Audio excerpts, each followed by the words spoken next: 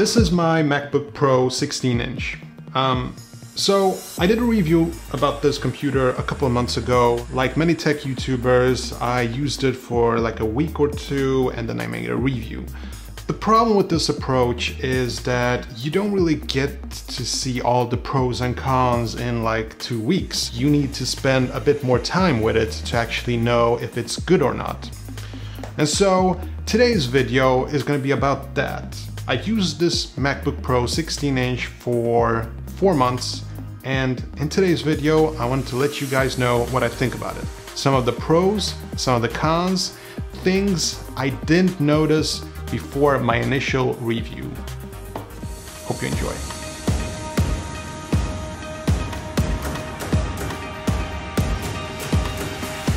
Hi, my name is Tom, and if this is your first time to this channel, please don't forget to do a hashtag new sub so I can properly welcome you.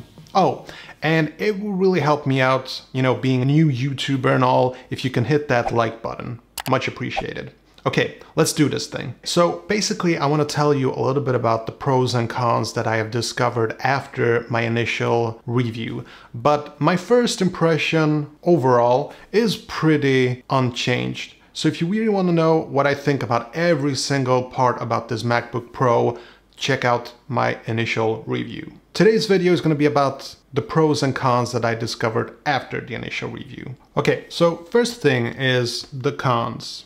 So the first one is pretty big. It's actually the touch bar. Now, I did mention in my initial review that I didn't like the touch bar. It felt a bit of a gimmick. I didn't really see the benefit of it. And I wish I could say that I've gotten used to it, but the truth is it's just still annoying. And even though I'm used to it, I'm still accidentally hitting it every single time I type.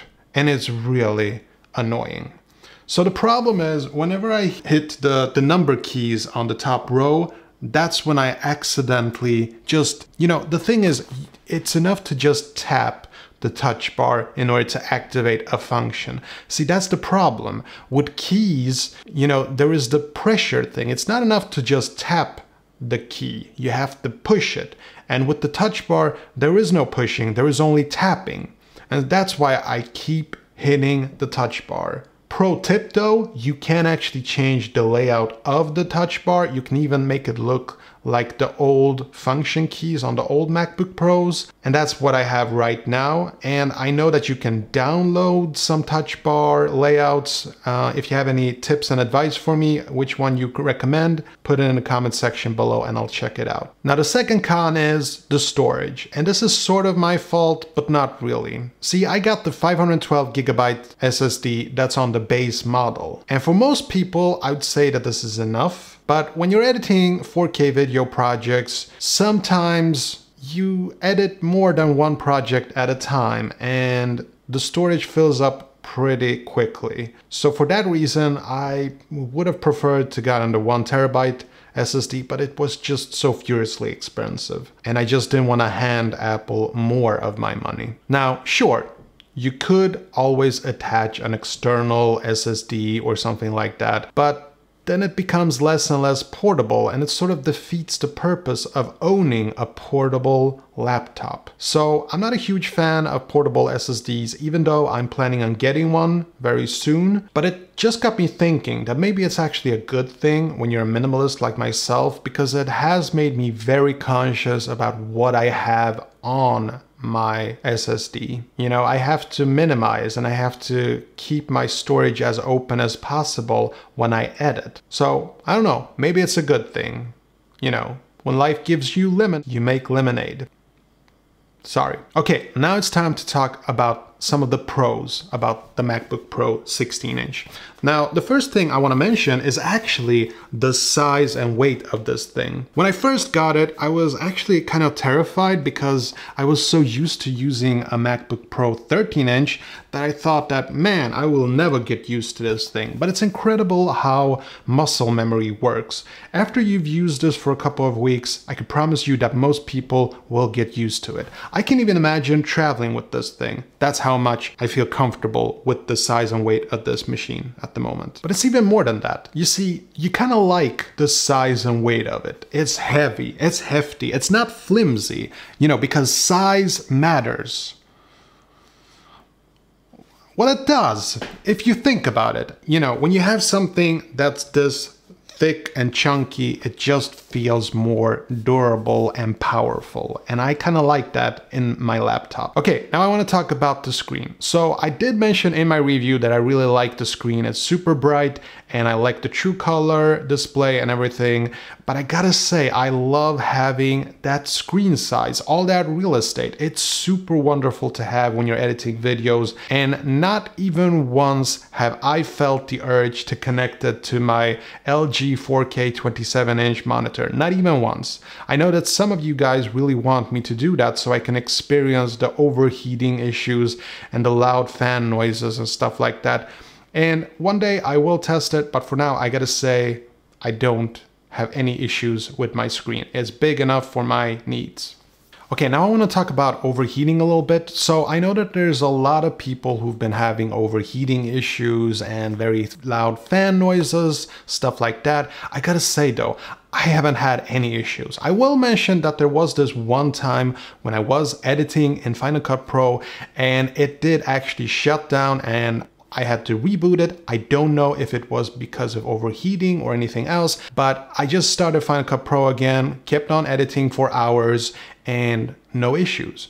So I don't know if that was overheating, but I gotta say, I haven't had any problems. And about the loud fans, I guess I'm just blessed having, shall we say, less than perfect hearing. And also it's probably because I use headphones a lot when I'm editing or watching videos on YouTube. So I guess that is probably some of the reasons why the fans don't bother me. I will say though that the one thing that does get overheated in my opinion is when you're connecting a card reader or USB-C flash drive and you're transferring files. For some reason, those adapters get really hot. And it kind of gets me worried because when I'm using like a very expensive SD card, I'm kind of worried that it will fry it, but I don't know, I guess I'm just being paranoid. But I think that's more of a USB-C issue and not so much of a MacBook issue. Probably just being a baby about it. Stop whining, Tom, nobody wants to hear it. Okay, and the USB-C,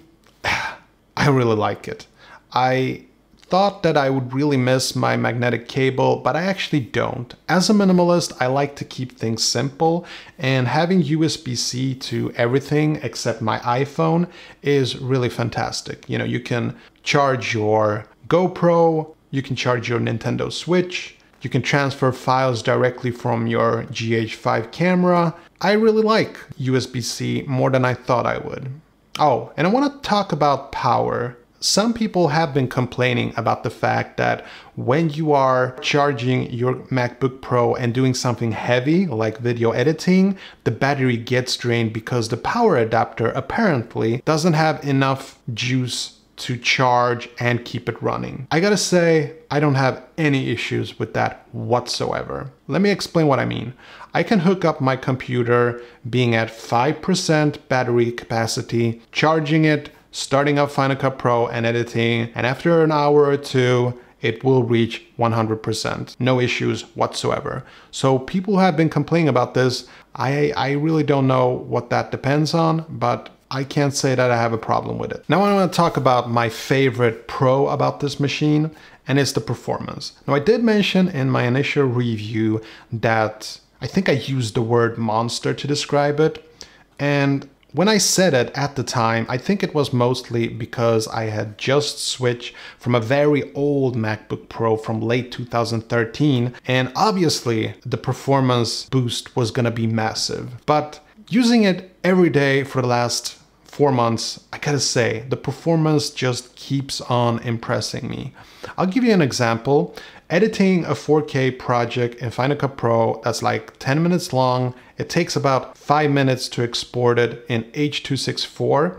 And if I export it in H.265, which should be heavier on the computer, I export that bad boy in 4 minutes. And that's mostly due to the T2 chip inside, which helps with the encoding of H.264 and 265. It's a really cool plus, by the way. But yeah, it really blows me over every single time I use it. When I export files, when I edit, everything is fluid, smooth.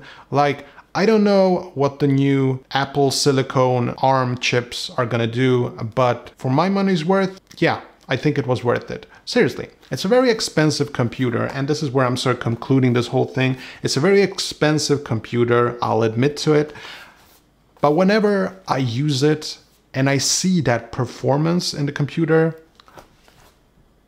I just go, yeah, totally worth it. So, in short, yes, I still recommend the MacBook Pro 16-inch. I'm very pleased with it. The only real complaint that I have is that touch bar, which I'm just gonna have to learn to live with. And if you can live with a flimsy gimmick like that, then yes, you should probably get the MacBook Pro 16-inch. Okay, that's all I have for today. If you enjoyed this video, it would really help me out if you can hit that like button. Being a new tech YouTuber, it's kind of difficult, and I could really use all the help that I can get. All right, that's all I had for today. See you in the next one. Take care. Peace.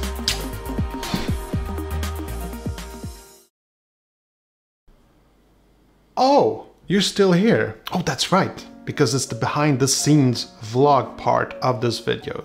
For you new guys, let me explain this a little bit. So I had this thing where I do this behind the scenes thing where I talk a little bit about personal stuff, and it's mostly for the subscribers who care. Let's just dive right into it. I've been having a bit of a vacation recently, and what I've been doing most of my time is playing Animal Crossing on the Nintendo Switch. That game is seriously addictive. I love it. I love playing it. I love playing it. So it's a really fun game. If you haven't tested it, you really should. Summer feels a bit over.